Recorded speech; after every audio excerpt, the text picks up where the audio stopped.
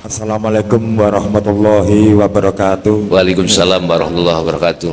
Ngapunten Gus, kalau badhe tanglet kalau teng bodoh soalnya. Badhe tanglet tentang surah Al-Asr. Surat Al-Asr yang bunyinya Wal Asri. wal asri innal insana lafi khusrin. Itu monggo saya minta dijabarkan secara hakikatnya bagaimana orang-orang yang termasuk merugi itu. Secara syariat, Secara hakikat. hakikat. Nggih, Oke. secara hakikat. Lajeng wonten malih tentang ayat yang pernah saya dengar yang bunyinya al insanu sirih wa anasiruhu. Gak dengar? Al insanu sirih wa anasiruhu. Oh, ngeten. Manusia itu rahasiaku dan akulah rahasia manusia itu. Iya. Nah, itu. Mohon ngatur mawon Gus nggih.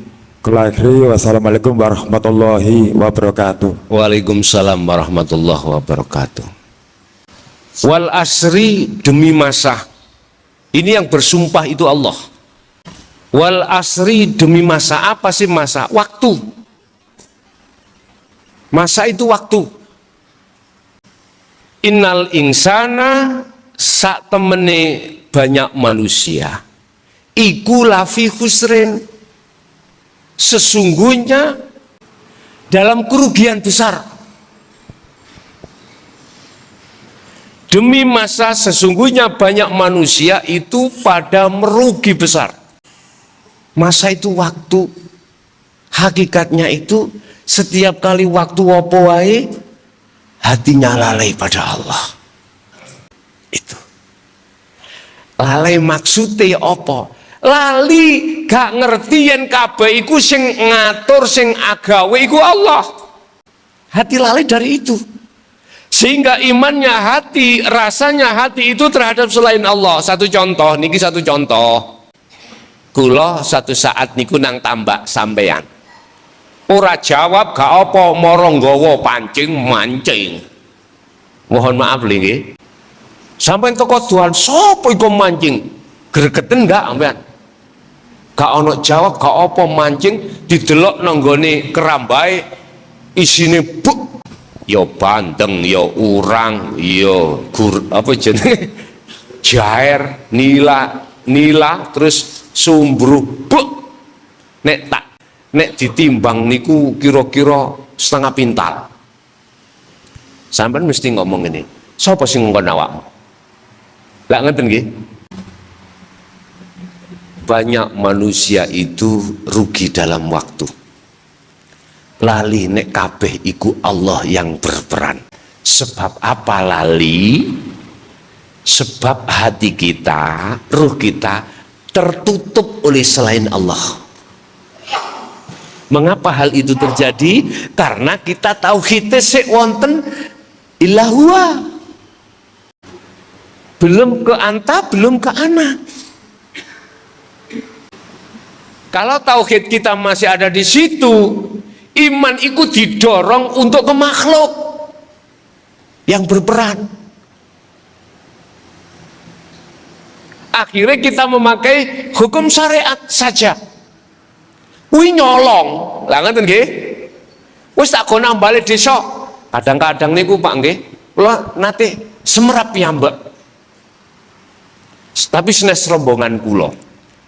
Kula biasa nang Turi, nang Kali Tengah. Ana sing bayar jaman kaitan biyen bayar 5.000 Pak. Sik seneng-seneng kaitan biyen iku mancing 5.000 selawe terus mundak saiki 100. Kula semerap piyambak, senes rombongan kula lari gansal, ana rombongan liya didadekno siji nang tambak sing kula pancingi. Ngoten niku dheweke lari Surabaya. Ngapunten, saya nggak menyebut, insya Allah bukan kula ralat nggih, ngapunten. Duka lari pundi niku wau, niku mancing sisih burine, ngoten burine berarti etan, ndelalah konangan ambek sing duwe tambak.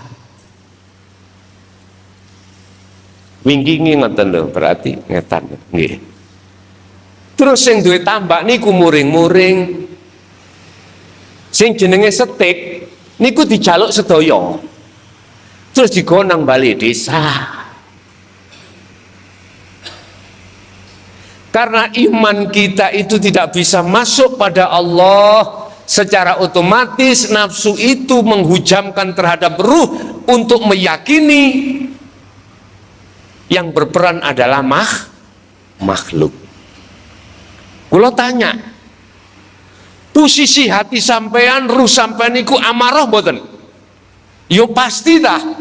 Gak mungkin hatiku tambah ayem telea. Di dalam hati kita akan risau, Pak.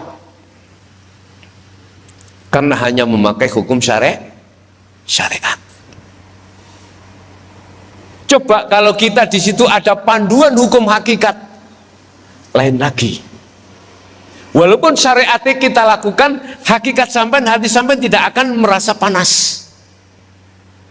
Sampean tingali Nabi Ibrahim, mengapa dimasukkan dalam api, apinya tidak panas? Ikut takdir sing gak enak, opo hati sampean kok ayem? Karena hanya satu jawabannya, Anda beriman hanya melihat Allah.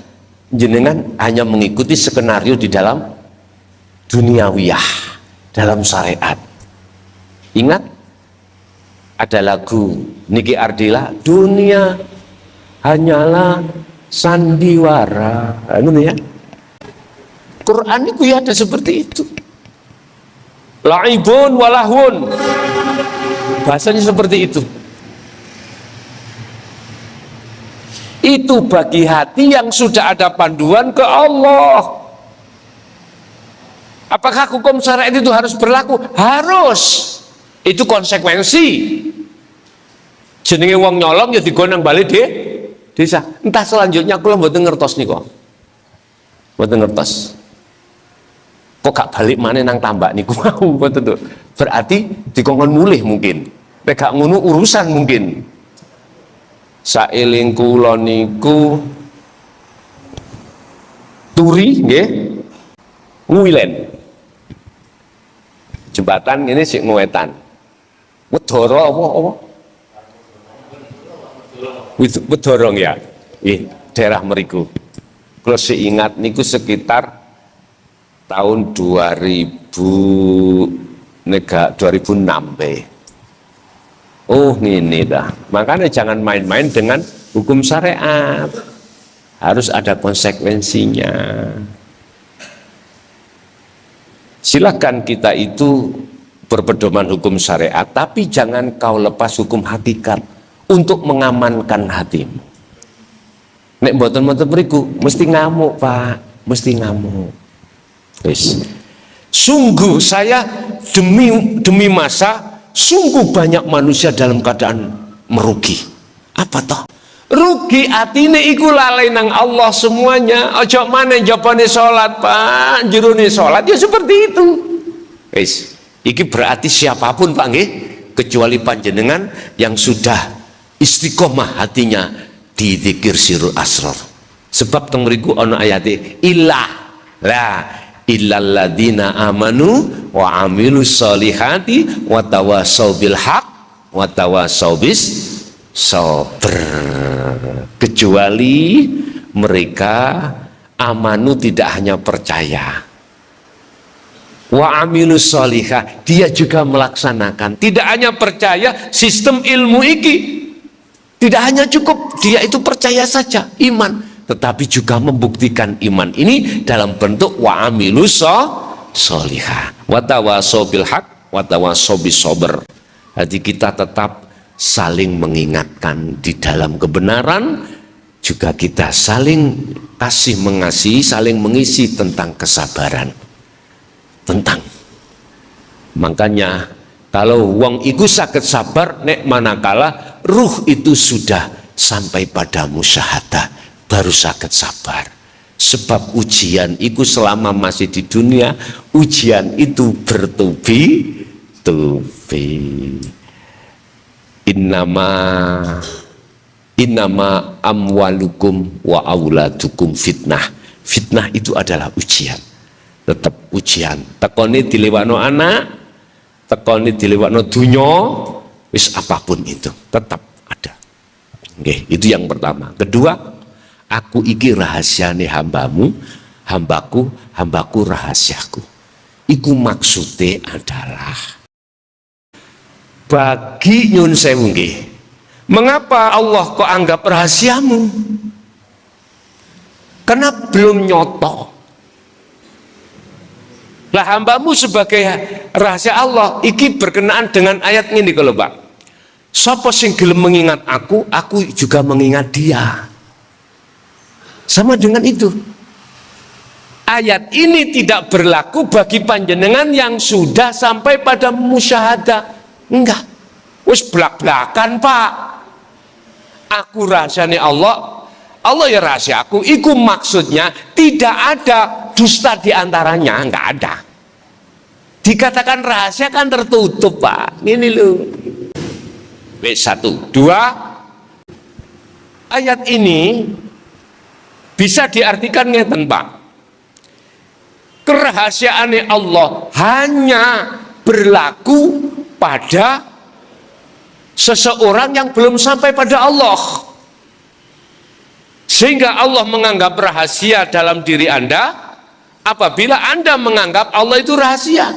Wis 2, 3 bisa diartikan aku adalah rahasia hambaku, hambaku rahasiaku. Ini adalah orang lain tidak akan mengerti tentang apa yang ada di dalam hati panjenengan, adanya cuman Allah. Ingat, sesuatu yang ada tidak bisa ditutupi dengan sesuatu yang tidak ada. Hamba sesuatu yang tidak ada. Dikatakan Adam, Allah sesuatu yang ada. Tidak dikatakan Adam. Apa mungkin sesuatu yang ada itu bisa ditutupi dengan sesuatu yang tidak? Gak mungkin toh Pak. Lah posisi sampan sudah di situ. Sehingga bisa dikatakan Allah dengan aku itu akan jadi rahasia mereka.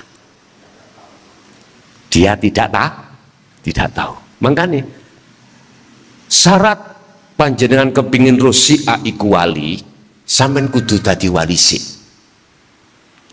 Gak sah bagi kita mengatakan si wali kalau kita belum jadi wali. Apa mungkin jenengan kali kula yang belum jadi wali artinya orang buta mripat sampeyan iki wuta, isok mastani sing gak wuta. Saged mboten? Oh si A iku melek. Gak bisa Pak, karena kita posisi masih buta. Syaratnya kita tahu si A itu tidak buta, kita harus tidak buta. Artinya kebutaan mata hati kita itu tidak akan sah mengatakan bahwasanya si A itu adalah kekasih Allah atau waliul boten saged. Oh Gus jarene kok aku jarene itu kan katanya berarti tidak tahu sendiri, tetap tidak sah. Mosok sampai niku mengikuti dalil jari. Ojo Pak, jari. Nek jari itu bisa iya, bisa tidak. Jangan mengikuti itu. Ikutilah kata pasti. Kata pasti. Yang jenengan, ya tidak jari, harus dibuktikan sendiri. Harus dibuktikan sendiri. Syaratnya ya sampai melek. Harus semerap si A itu buta atau tidak buta. Lengat udah nggih? Injih. Udah cukup?